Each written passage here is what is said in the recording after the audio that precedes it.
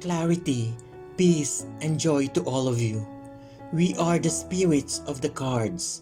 We influence the shuffling of the cards by blending our energy and choosing the right ones for you at this moment. It is our best intention to give you guidance, not prediction. However, you are all your own best guides and navigators for making important life decisions. Never underestimate your own ability to make the right decision in any given situation. Let your emotions be your guide. If it feels good, you are on the right path. If it feels off, better pause and contemplate. Then listen to your inner self. You are the creator of your own reality. Always remember who you really are. You came forth to this time-space reality from one source, from pure positive energy, which we all call love. A reminder to everyone that has long forgotten.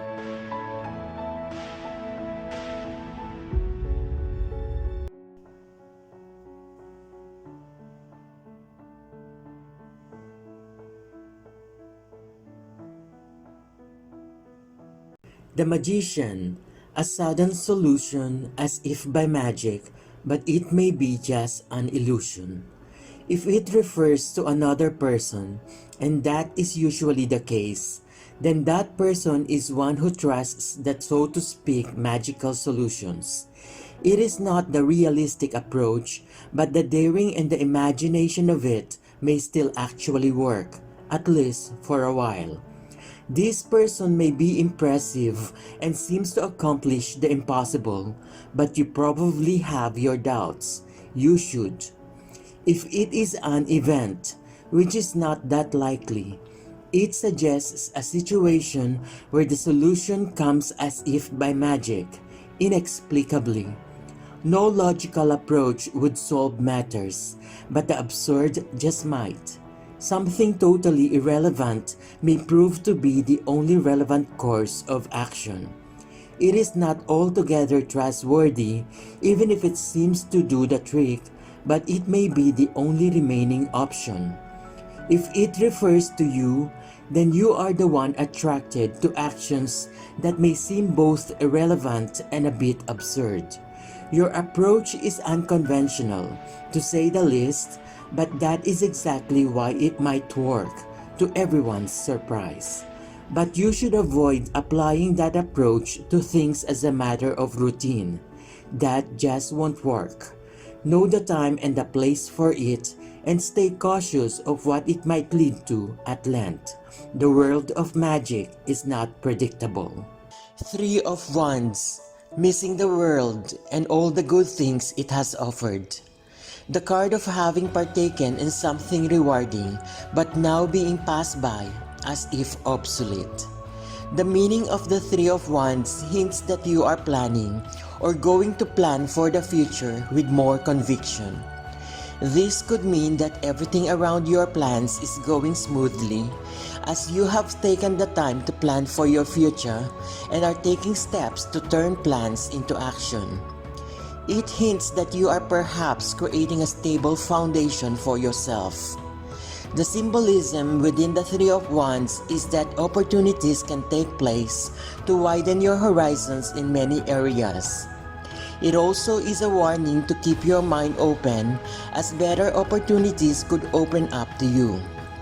As you take steps towards achieving what you set out to do, you are also becoming more aware of opportunities that are coming your way, and this could take you out of your comfort zone.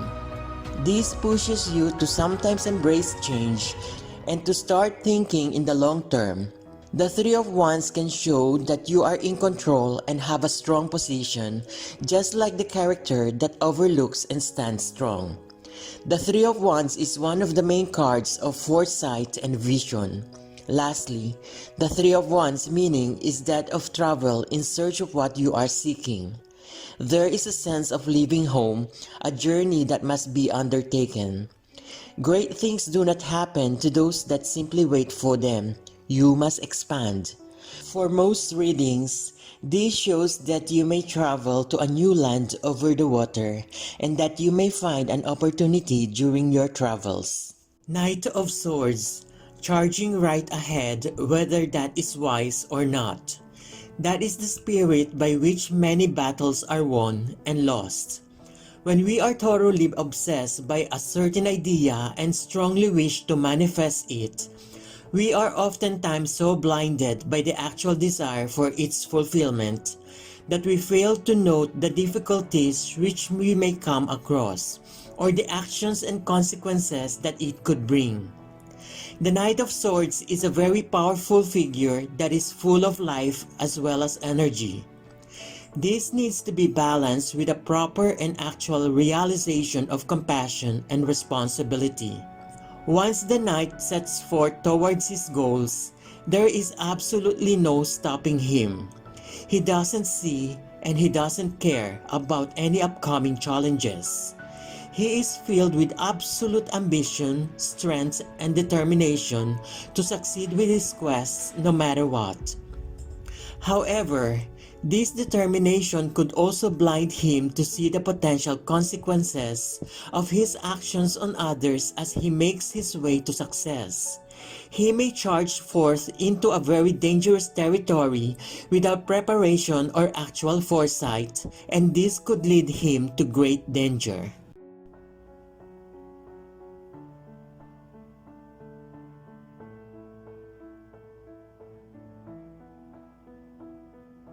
The Star, time to pause and reflect, contemplate what is precious and what is not. If it refers to another person, it is someone who inspires reflection, making you think carefully where you are in life and where you really want to go. You should cherish it and let that person's attitude influence you, at least for a while. But don't make the mistake of thinking that he or she brings some kind of solution.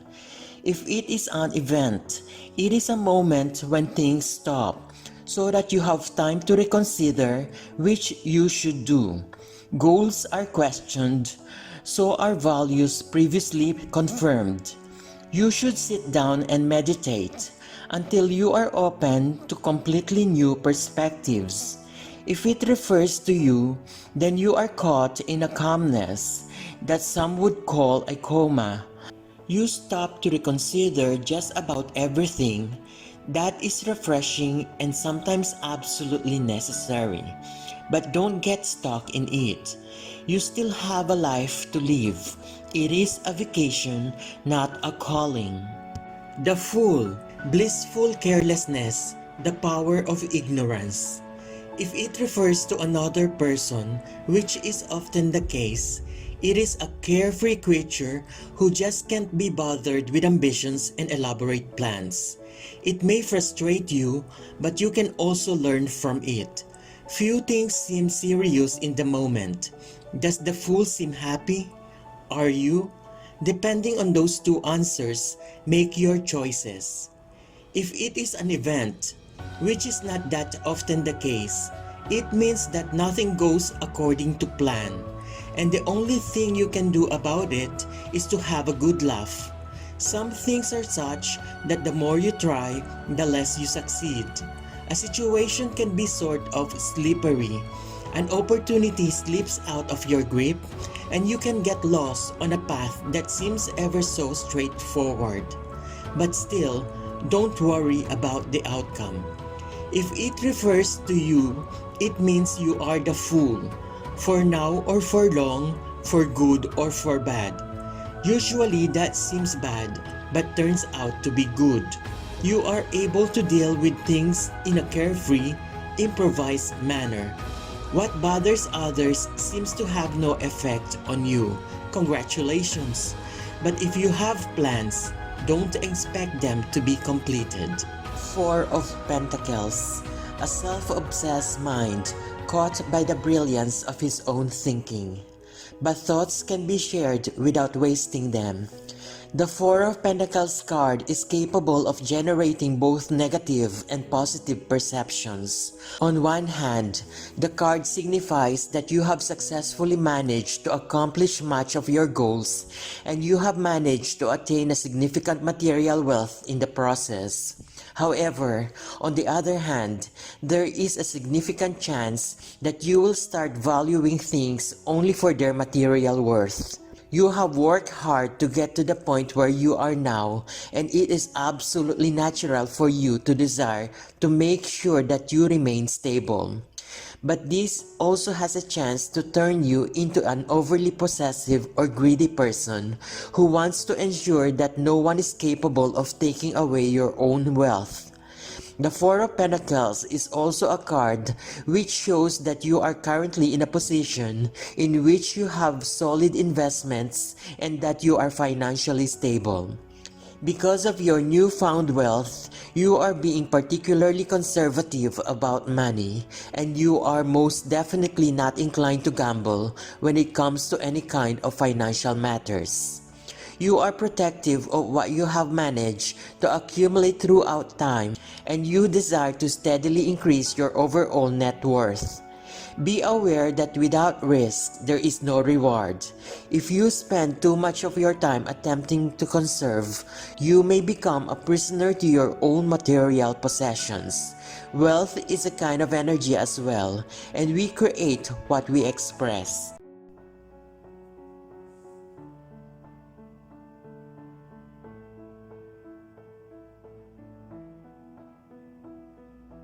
The shadow side. The pain and delight of giving in to temptation. If it refers to another person, it is somebody behaving in devilish way, wild and tempting. It is the kind of person you know you do best to stay far away from, but that is not easy. If it is an event, it is an opportunity to let go of your shyness and satisfy your lusts. Explore what you have not dared to before. Of course, as always with the devil, there is a price. Be prepared to pay it once you have followed your impulse. The devil card asks the question, do you dare to fall for temptation? And if not, do you have the strength to resist it? If it refers to you, it is because you have done away with many of your inhibitions and act upon your lusts and longings, even when others might be upset or even condemn it. You are sort of devilish, be it for long or just for the moment. Well, have fun while it lasts. It should be full of energy. The moon, longing for the sake of longing and the hope of fulfillment. If it refers to another person, it is somebody who awakens your longing by seeming able to fulfill it. But that is not the likely outcome.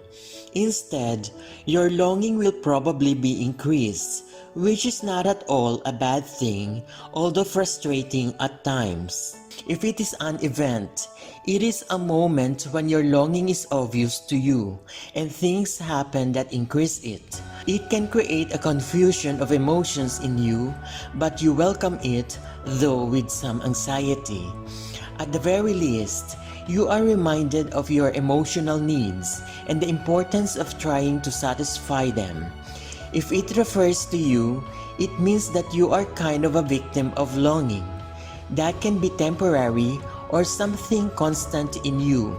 You should be able to decide which one it is. There is little you can do about it. If you follow them, they grow. And if you refuse them, they still grow.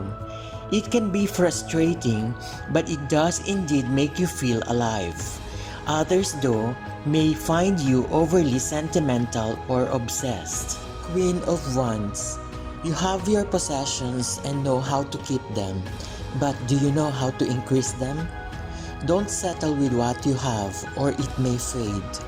In general, the Queen of Wands in a reading meaning may represent a person of extreme focus and intense passion. She is courageous and individualistic, though at times she may appear self-centered. They have a positive and an uplifting energy. They represent someone who is willing to be by your side and stand up for you. In terms of work, the Queen of Wands signifies that you are planning to accomplish a significant amount of achievement in just a small amount of time. In the event that you are looking for a job, the appearance of this card may mean that a woman will play a major role in your career move. Generally speaking, in terms of your career, things are looking pretty good. The Queen of Wands in questions of love also sends a positive energy. For people who are searching for love, there is a possibility that you will find it soon. When it comes to your finances, there is a chance that you are being carried away on spending a significant amount of money. We advise you to keep your expenses on check, or you will regret it in the end. In terms of health and spirituality, the Queen of Wands meaning may pertain to a spiritual hunger, a quest, or a search for meaning.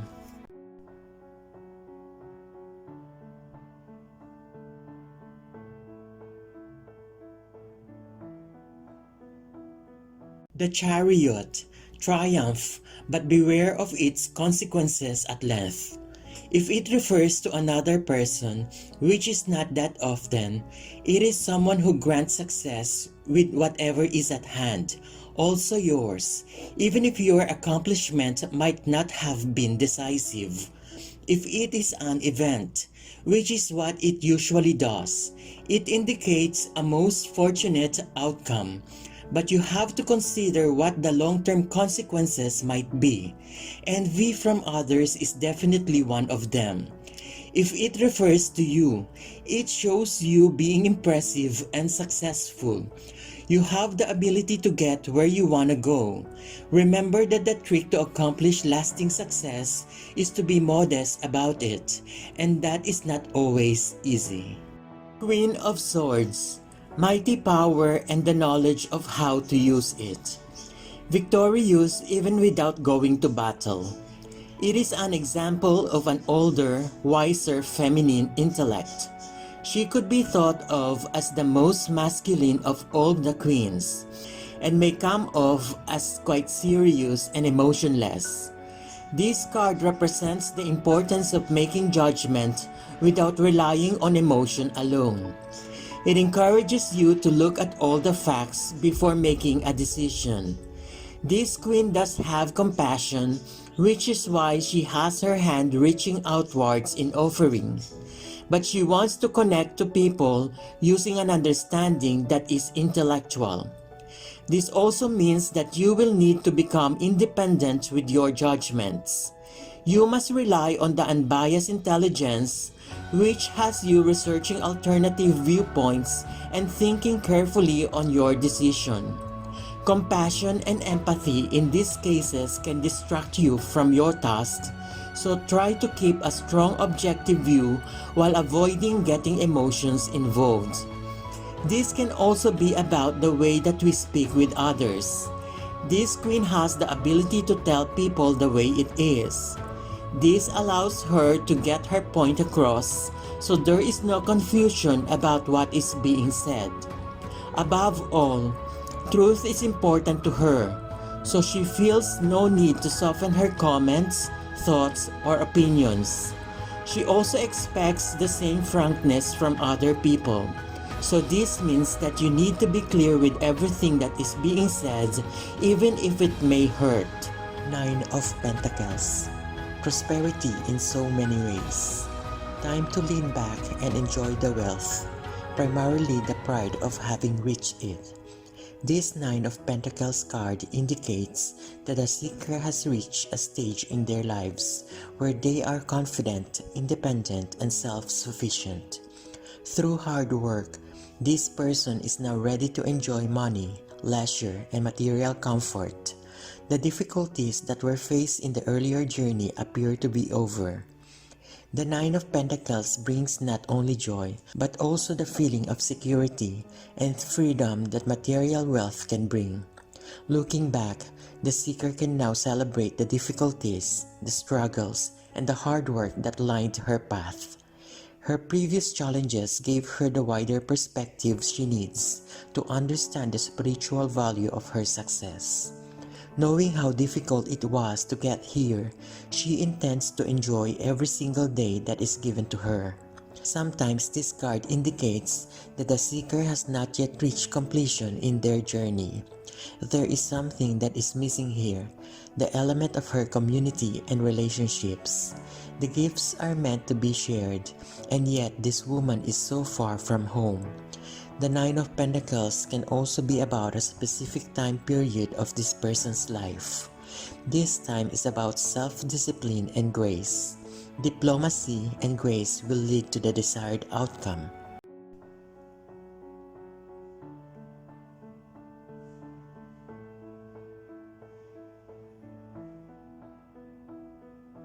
Two of Wands, longing for the world and all it has to offer, although you may already have a decent share of it. The Two of Wands is a more mature version of the Ace of Wands, meaning that this card is all about planning and moving forward, progression. Look at it this way. You have already set out to achieve a particular task, which means you have turned an idea into a realistic plan. Such a plan will require fulfillment, and therefore, you have to progress from just having the plan to actually achieving what you set out for. Discovery is being considered as another Two of Wands meaning. This is because it means that you are stepping out of your cocoon and exploring new experiences and worlds. While the beginning might seem tough and difficult, the Two of Wands card encourages you to make great efforts and push forward. The Two of Wands card also means that you are beginning to realize your objectives and long-term goals before you set out to achieve these objectives. In other words, you have tried hard to get to where you are, and now moving forward, you have your long-term goals in mind. In summary, the Two of Wands meaning revolves around making decisions. In other words, you are either satisfied with your current knowledge or you are moving forward and taking risks. It means leaving your comfort zones and exploring new territory. Eight of Wands, possessions on the move, risking to get lost. Hard work that is costly but necessary to overcome several real obstacles. The image represented by the Eight of Wands means that the difficulties that were brought by the Seven of Wands are finally over. It signifies a strong level of energy which states that different aspects of your life will be new and innovative. Perhaps important news will be coming on your way, and you may experience a sudden yet steady positive growth. The Eight of Wands meaning may also pertain to your work. There is a chance that the decision that you are waiting for will come your way soon. You need to be patient and just wait for it. When it comes to love, the Eight of Wands meaning pertains to your readiness to be committed on a relationship. However, the card advises you not to force the other party to also be ready on the commitment. Your significant other will soon be ready. Forcing things to happen may affect the result negatively. In terms of finances, it appears like this is not the best time to make quick investment. Just like in your love aspect, we advise you to be patient. Save your money and wait for the perfect time to invest. All things that you fought for are building in momentum. Where you didn't see progress earlier, you'll soon discover that they paved the way for the coming wave of action. Six of Cups, joy and childish happiness. Nothing seems complicated. No threats are approaching. Cherish the moment. The Six of Cups generally represents generosity, innocent happiness, and childhood. It can stand for you wanting to return to a happier time, whether it was when you were a child, teenager, or young adult. Many times, These memories are things of the past, which reflect the aspects of ourselves that have disappeared. You may feel that remembering these times is the only way to feel happy. The Six of Cups appearing in a reading seems to indicate that while we may look upon the past with a happy eye, we must avoid living in it. The Six of Cups can also mean that you will be returning to a familiar place. This could be your hometown, an old friend's home, a school, or any place that holds a lot of meaning for you. You are seeking to reconnect with people from your past. Bringing back old memories reminds us of our childhood, a time when things were simpler. Coming after the Five of Cups, this card can also suggest that you may have suffered a loss or disappointment of sorts, and you are making the journey home. You are looking to the past to find the answer to the crisis or challenge that you are facing now. You may be seeking the comfort and warmth of people that unconditionally love you, gathering strength to face the trials that are in front of you.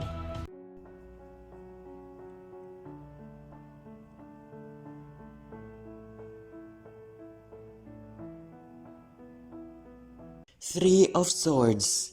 Does everything work against you? Is there no way to go without getting hurt? Take no step before paying attention to the warning. The Three of Swords represents the message of rejection, betrayal, hurt, and discouragement. In moments like this, we are well served by the mind. If you can think logically about it and prepare for the experience, the impact of this pain may be minimized. But remember too that pain and grief are a normal part of life because they make us appreciate what joy and happiness we have as well as teaching us. It is through pain that we learn to avoid mistakes that could lead us into danger and grief. It is therefore a necessity in the journey of life. The Three of Swords, therefore, is a representation of suffering that is meant to make us stronger, more careful, and more observant. Sometimes life gives us no choice. We are knocked down. But what determines one's future is the choice of whether to remain knocked down or rise again.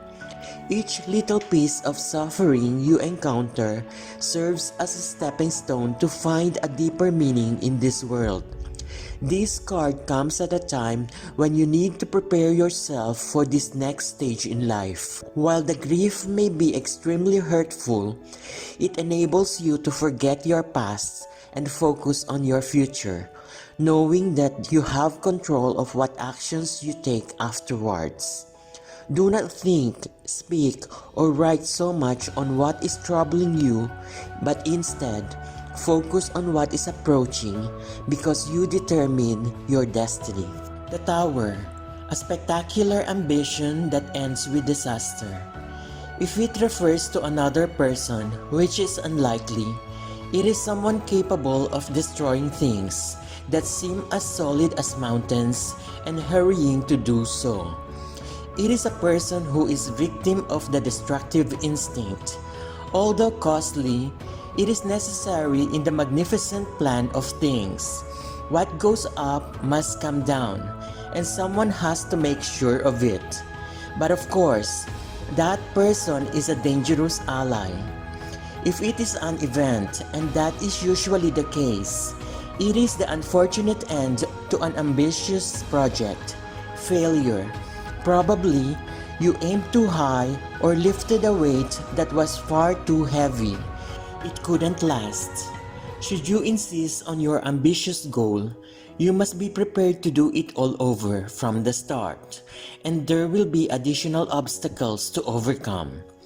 If it refers to you, it means you have a mentality that is bound for disappointment and complete failure. You need to change. You want to be serious about things that demand patience and care. Most things do, at least the important ones. You might have reached the end of your patience after a long time of setbacks, but still, your urge for decisive and forceful action is a mistake. Even if it is difficult, you need to calm down before you do something without careful consideration.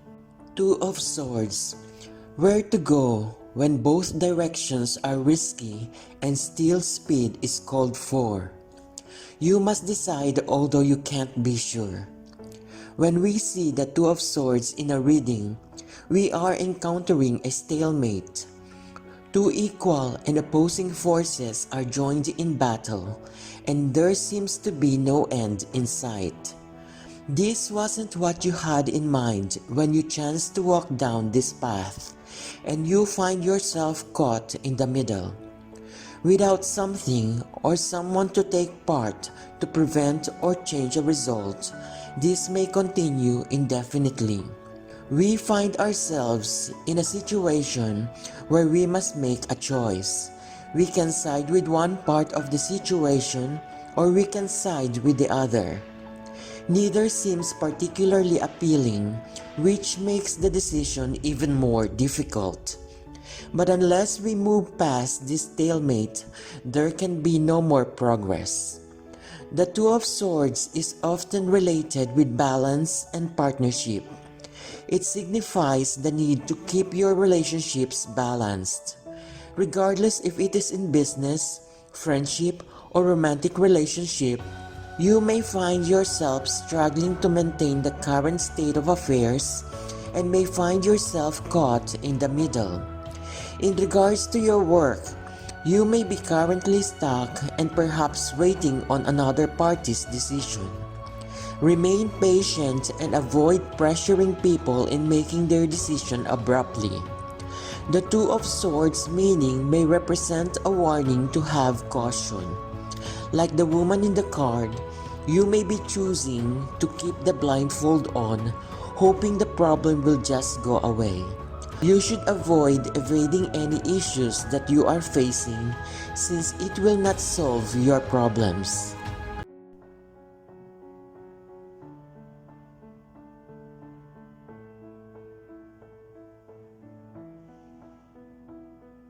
Two of Cups. Partners, companions, lovers. Whatever the bond, there is great pleasure in sharing with another. To see the Two of Cups is an indication of a partnership that is built on the union of forces, a strong connection, and a balanced and equal partnership. The exchange of cups suggests that each party's emotions are connected with the others, and each participant's feelings have heartfelt effects on the other. A strong pair is indicated here, the joy of two becoming one. When it comes to work, you may notice that the people around you will start to appreciate you more. There is a mutual respect here, meaning you will also be more comfortable in your workplace. If you are looking for new job opportunities, this card may be a good sign. In terms of love, the card represents commitment, a balanced relationship, and love. But this does not simply mean that you will no longer need to take care of your love to make it last. The card only signifies that true love and affection is present. In your finances, the Two of Cups is associated with fairness and balance. This means that you are currently financially capable and you have the right amount of money to deal with your obligations.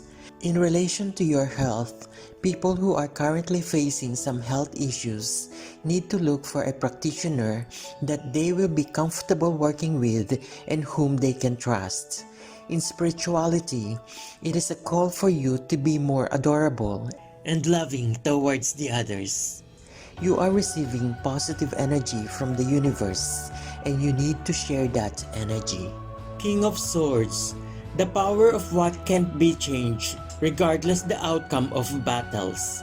Some things one must accept. It suggests that you should remain objective in your current situation. You must establish truth by sticking to the facts. It implies that you will need to use your intellectual power to make your point known and attain your goals. Besides your experience and education, you should be sharp and observant to see deeply into problems that come your way. It also shows that you need to be serious in your role while ensuring that you have clarity of mind at all times.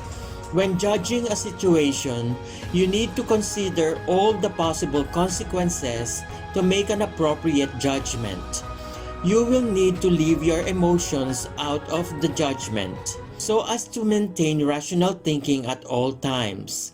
It suggests that you should take time to reason with others and be candid with the observations that you have made.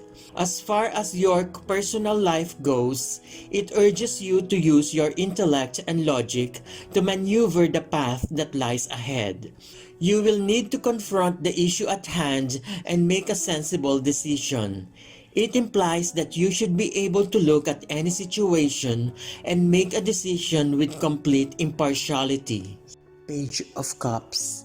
The twist of it all, funny or sad, when looked at with open eyes, anything is amusing. Expect to be surprised. One of the most important meanings within the Page of Cups is that you should be open to new ideas, especially ones that stem from intuitive inspiration. The card seems to state that such inspiration should be embraced, despite it being something that you may not expect. It could lead you to adventure and open many doors. If it is a calling of a creative nature, for example, one to get into music or art, there is a special strong push for this card to go for it. When you are being faced by difficult situations and you have stopped chasing your dreams, the Page of Cups seems to say that you should tackle the issue from a totally different perspective. It symbolizes persistence, as this is the only way that you can make your dreams come true. Listen to your intuition, follow your calling, and believe everything is possible. For those that are afraid to reveal their emotions, the Page of Cups could mean that it is time to release and show those emotions. The creative you and the emotional you should both be expressed, no matter how insignificant they may seem. In most cases, some people cannot express themselves as they want to protect their ego. The Page of Cups indicates that it is alright to have a new beginning, to welcome the real you.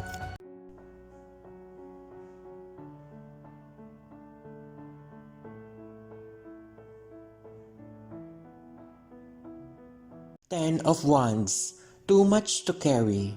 Your workload is unreasonable, and still there is no certain reward ahead. Are you being used for others' profit? This card shows that you have already completed the circle of struggle. After spending too many resources and lots of energy looking for success, you have finally overcome the obstacles. Your hard work was worth it. Your efforts have finally been rewarded.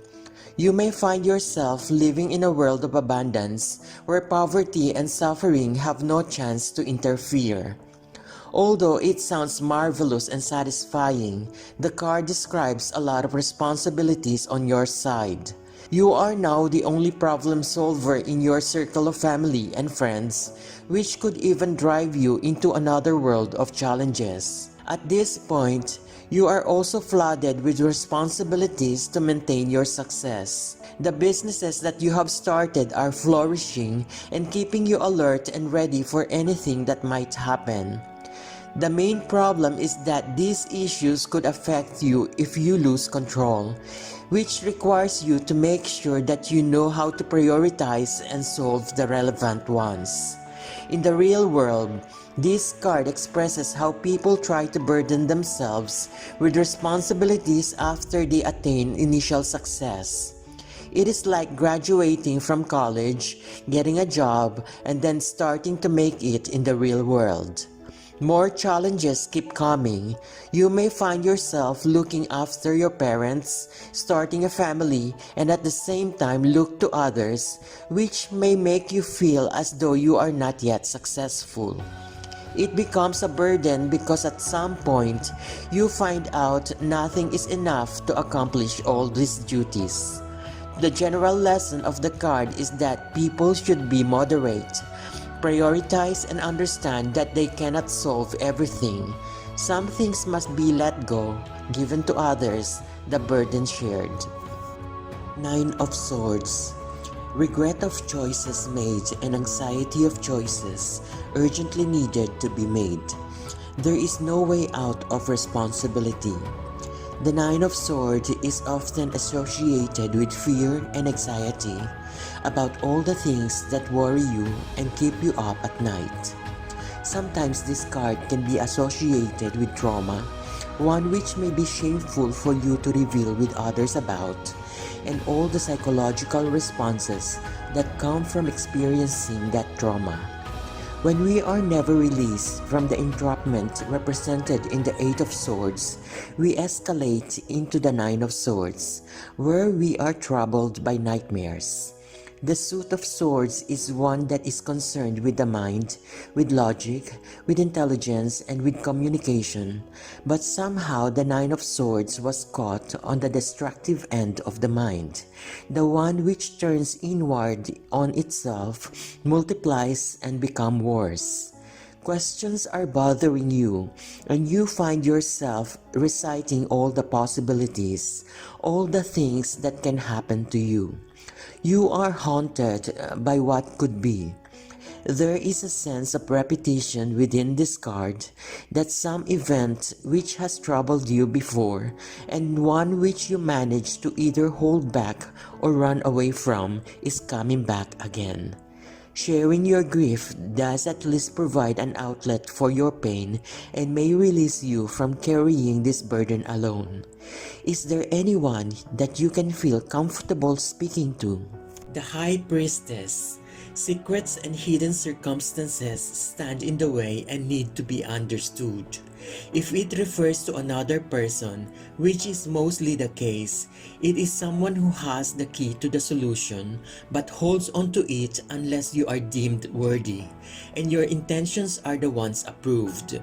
This is a person important to get on your side, but that can only happen if you prove to be on his or her side.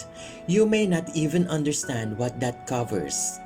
If it is an event, there is a complicated problem needing to be solved, almost like a riddle, and you must contemplate in order to see it. Others may not even realize that there is an obstacle, but if not recognized and dealt with, failure is certain, although it may come as a complete surprise and nobody knows why. If it refers to you, it means you are in a position to solve problems where others would fail miserably. You have the key, even if it is not even obvious to you.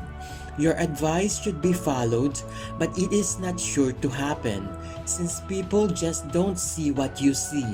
Nothing to do about that. No number of words works on those who don't listen.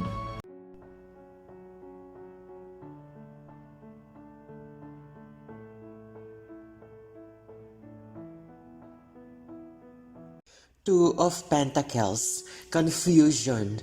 Your mind struggles with trying to make two seeming opposites combine. A contradiction that appears impossible to solve, but it needs to be. The Two of Pentacles is a card about balance. The coins are displayed in a manner that is unpredictable. Any small change in wind or weight can tip and send them falling. For those that may have more coins to go around, they can afford to be less careful, but at this moment, things may be tight.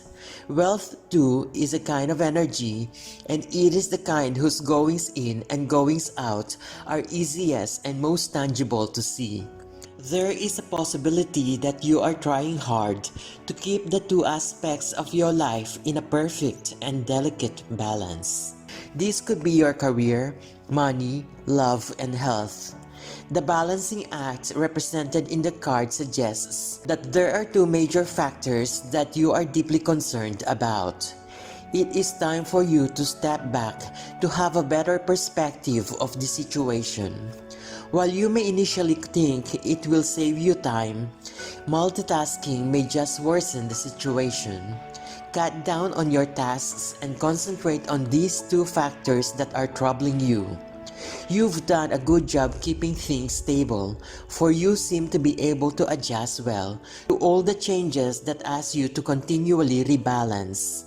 When it comes to love, the Two of Pentacles is associated with your inability to provide the energy and time required to make your partner happy. Your partnership should be your main priority, but with all the madness in other areas of your life, you are finding it hard to devote your attention to your loved ones. With regards to finances, you should pay attention on the bottom line.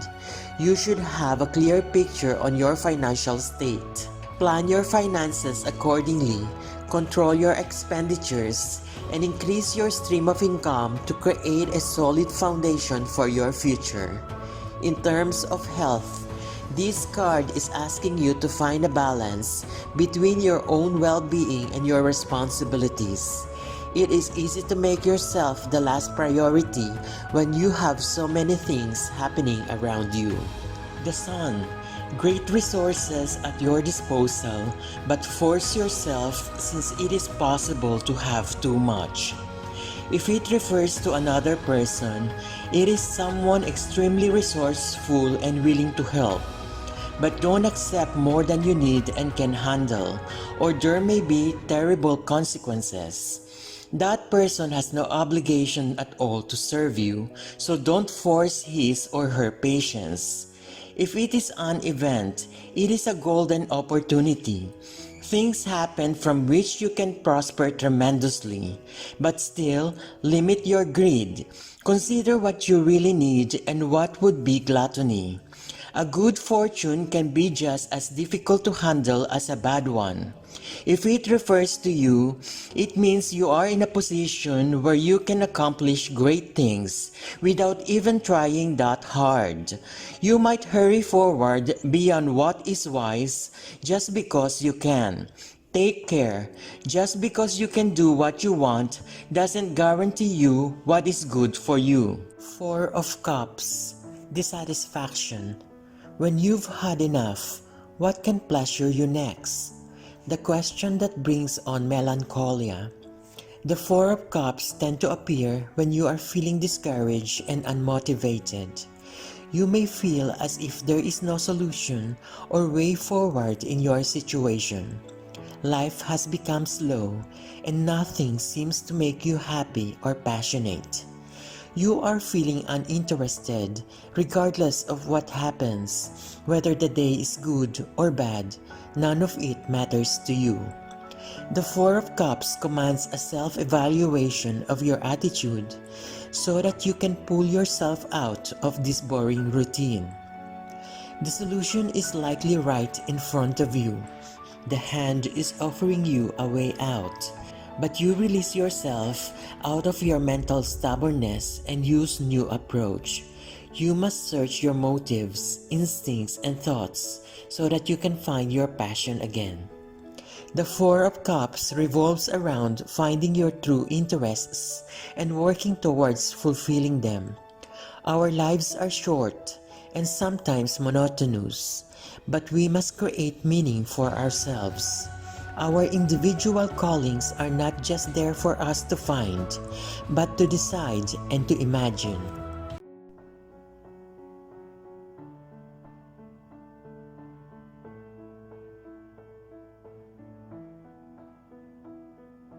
King of Cups. Nothing wrong with being very pleased except for displaying it to cause jealousy.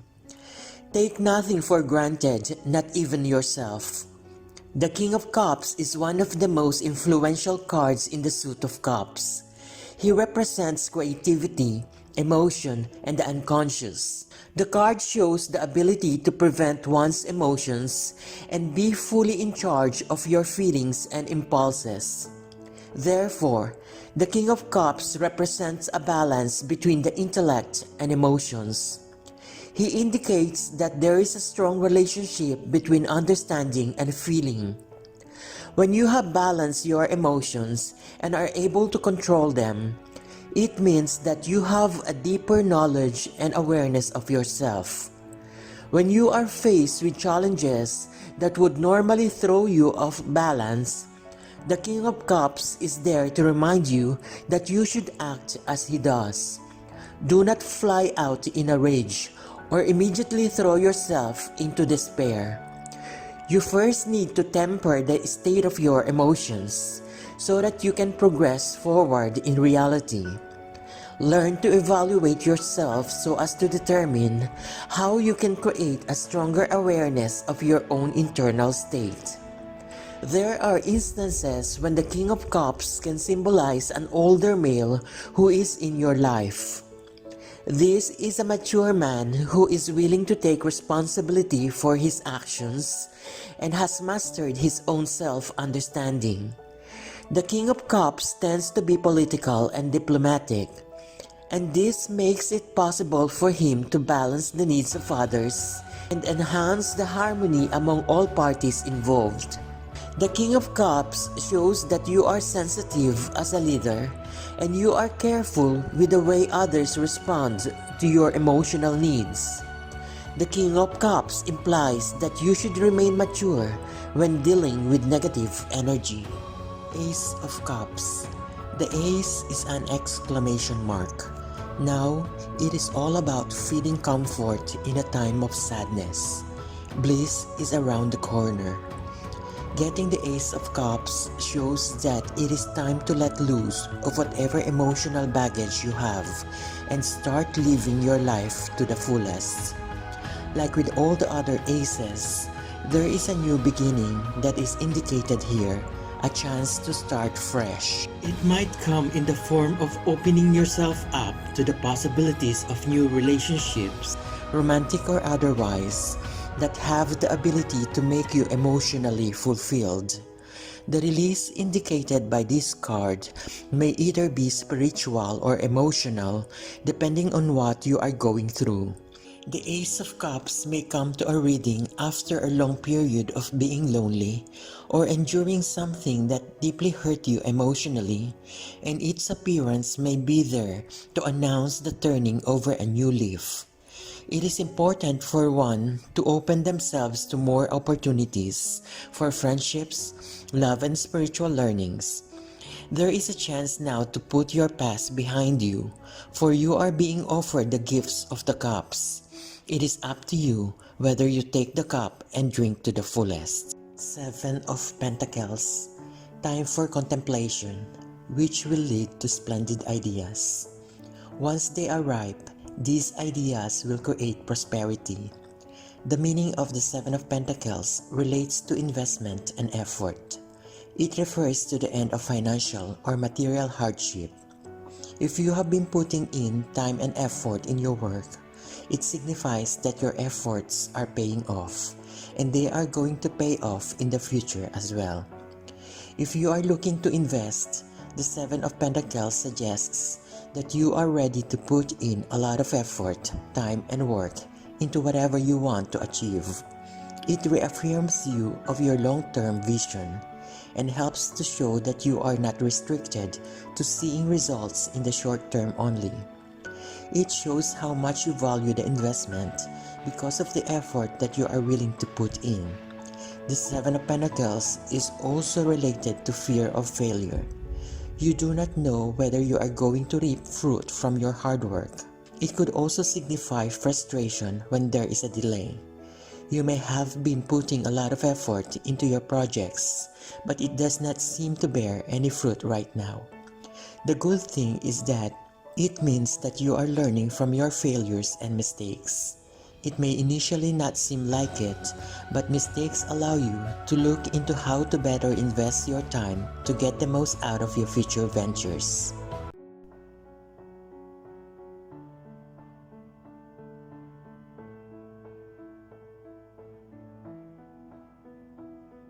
Knight of Wands.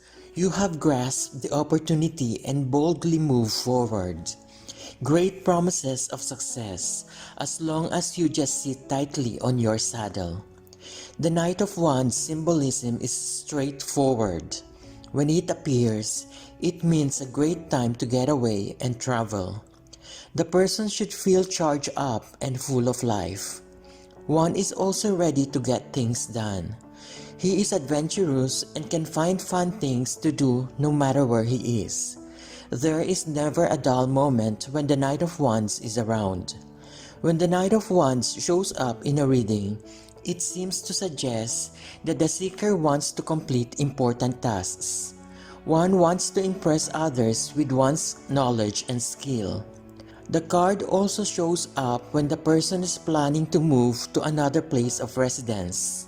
If you are starting a creative project, then you should do so with lots of energy and enthusiasm. However, you should balance it with realistic and well-rounded views.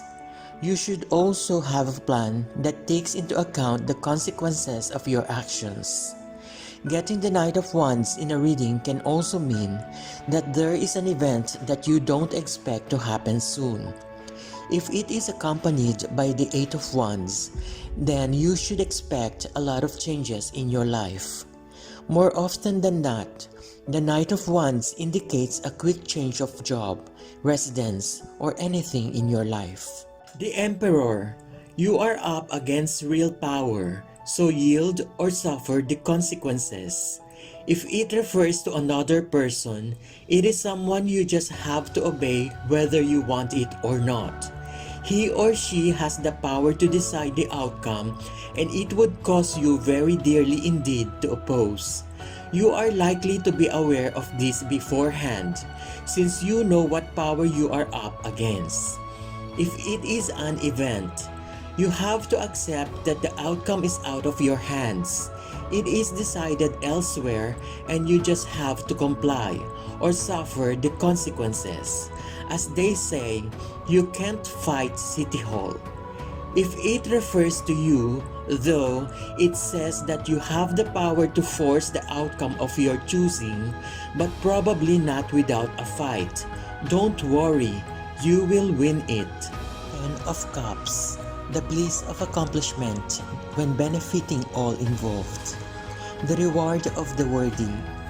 From its joyful drawing, we can assume that the Ten of Cups embodies happiness, joy, contentment, and emotional satisfaction in your family, relationship, or companion. It represents an ideal state of comfort, harmony, peace, and love, which makes you feel like you are in paradise. This is where all your dreams, wants, needs, and wishes have been fulfilled, and you feel a complete sense of satisfaction. Take a moment and breathe. Look around you and be thankful for all your blessings. This card signifies something that so many of us are searching for. To see the Ten of Cups is to indicate a true emotional fulfillment, one where the lonely self-satisfaction of the Nine of Cups is shared with others to create a true sense of community and family. After learning how to love oneself, the Nine of Cups matured into the Ten of Cups, which at its core about how true happiness stems from building genuine bonds and connections with others. This card is most associated with a sense of happily ever after, of family, of lasting harmony and peace. This is an indication of harmonious family, for the card shows you that you are living in the perfect peace. No more adjustments or shifting is needed. You are in the right. Just relax and enjoy your moment. In a love reading, this card shows that it is romantic, real, and genuine, and has a strong potential for something long-term. It deserves all your effort to make it come true. The Ten of Cups could also indicate a family holiday where you can relax and spend time with family members.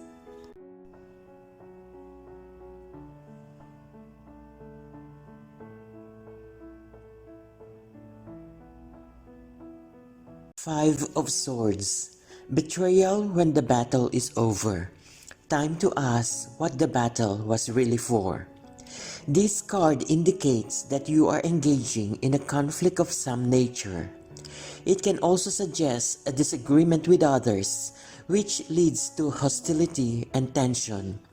Despite the fact that you think you've won, you might still lose in the big picture because you have annoyed or hurt those that you have argued with. And as a result, you are on the road to isolating yourself. Perhaps at the moment, you believed that it was more important to be right rather than appreciate and understand where the other side was coming from. Right now, it is important to attempt to pick up the pieces. You still have the chance to act while the conflict is still fresh. You may feel as if everyone and everything is against you.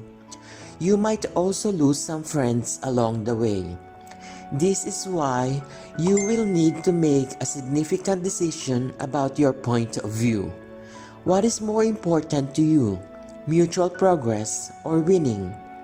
This might require you to stand up to a conflict within yourself. The card represents ambition in a way which is rather negative. Too much ambition without actual regard to the consequences or the people that you affect is never something good. Misplaced ambition, such as the one represented by this card, can leave you as a disappointed loser or a heartless winner. In both cases, the implication is rather negative. This card instead asks us to be more considerate of those that we surround ourselves with, to let go of ego. Knight of Cups. Pride makes lousy armor, but we are all even more vulnerable without it. Make sure you do something to be proud of. The truth is that the Knight of Cups is the most feminine amongst all the Knight cards. It is important to note though that this doesn't even slightly suggest that he is any less of a worthy knight. It implies that he is in proper touch with his emotions and his intuition, and that he uses them for his own well-being and during his many romance and seduction quests. He is usually quite attractive and charming to others, regardless of their gender. When faced with an actual decision, the Knight of Cups is going to listen to his heart, regardless of whether this is actually a logical choice or not. He can also manifest as an event or a person in your life or a part of your own self. He appears as a messenger, and with him, he carries an invitation or an arrival of something or someone which is going to have a certain emotional benefit for you. As a knight, he is also charged with taking the gifts of his suit and bringing it outward into the world. He therefore can also represent the undertaking of some project with significant emotional or creative value for you. Queen of Cups. Stuck in obsession, what the feelings use to trap the mind and vice versa. It is not worth it. We can understand the meaning of the Queen of Cups from taking a closer look at the woman in image. She is seen as compassionate, caring, sensitive, and nurturing. She connects with people on the emotional level, so people enjoy her honesty and fairness. The appearance of the Queen of Cups in a reading can be guiding you to find help from others. Most times, like the other queens, this is a female figure that will come into your life. The Queen of Cups has an intuition which is very powerful and is only matched by the one of the High Priestess.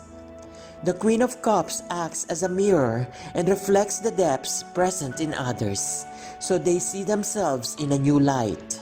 Most times, the Queen of Cups can also represent the trusted inner voice you have within you. She seems to say that you should take the time to focus on your emotional health before trying to help others. Self-love creates compassion.